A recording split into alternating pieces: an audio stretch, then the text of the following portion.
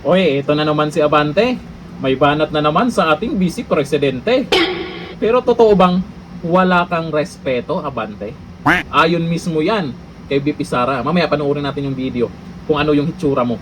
O eto, sa balita, ang sabi, tahasang sinabi ni Manila 6th District Representative Benny Abante na hindi niya nais na maging susunod na Pangulo ng bansa si Vice President Sara Duterte sa 2028. Eh di wag. Hindi ka naman kawalan kung ayaw mo. Mas maraming may gusto kay VP Sara. At alam naming merong ayaw dyan. Merong takot dyan. Eh wala ka daw respeto eh. Oh, ayon dito. Sino nga ba congressman natin?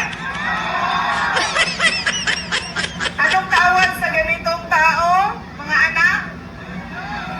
Wala? Oh. Klaro yan ha?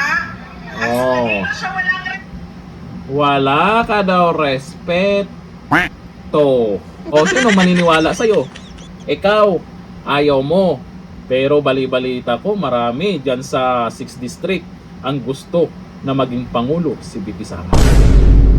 Teka, nanalo ka ba? Nanalo ba to si Abante? Ako'y nagtatanong lang ha. Kasi mukhang lamang yung kalaban niya. Bakit siya yung congressman? Wala akong balita eh. Ano meron kaya? Matagal na naming alam, Abante, na ayaw mo talaga kay VP Sara Duterte. Hindi mo na dapat pwedeng sabihin yan. Nagpapansin ka na naman. Sa bagay, may impeachment na naman. Kayo na naman yung nandyan sa kamera, sa harap ng kamera.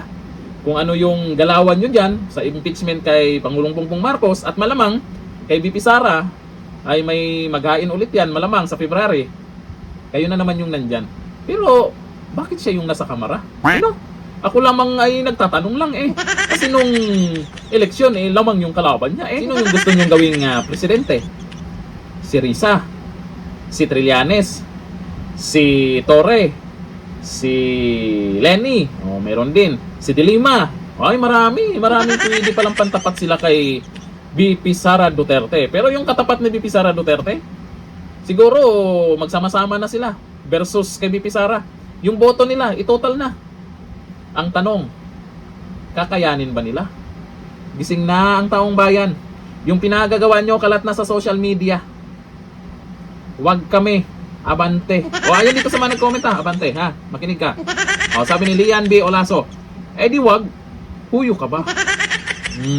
Huyo ka ba? Sabi ni Mayma Iscario, halaka, malapit na. Kinabahan yata itong si Abante ha. At ito, sabi ni Conrad Kingen, ayoko rin ikaw na congressman ngayon. Di ka naman kasi di ka rin daw nanalo. Hindi, baka nanalo siguro yan. Nandyan sa kamera, di ba? Baka nanalo si Abante kayo naman. Sabi ni Roel Borinaga, ganun ba? Ayaw ka rin namin sa Congress. Yun lang. Ayaw mo, edi wag mo. Marami ding ayaw sa'yo. Ni Rimario Baguio, bakit? Natatakot ka ba? Ayan lang naman ay katanungan ng mga netizens kung bakit nagre-react ka ng ganyan. Teka, pastor pala to no?